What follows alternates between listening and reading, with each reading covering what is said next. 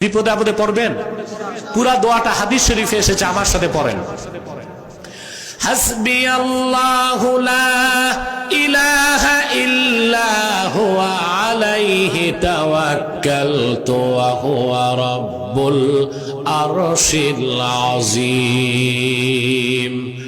হাদিস সাক্ষ্য দেয়, আল্লাহর কোন মুমিন বান্দা যদি ফজরের পর 7 বার এই দোয়াটা পড়ে, মাগরিবের পর 7 বার পরে, আল্লাহর রহমতের চাদরে বান্দা লেমিনেটেড হয়ে যাবে।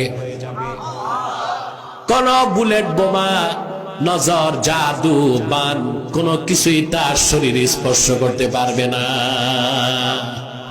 কয়বার পড়বেন? সকালে 7 বার, বিকেলে 7 বার। হযরত ইব্রাহিম আগুনের মধ্যে। কাসাসুল কোরআনে ইবনে কাসির লিখেছেন, হযরত ইব্রাহিম আলাইহিস সালাম যাকে বাবা বলতেন,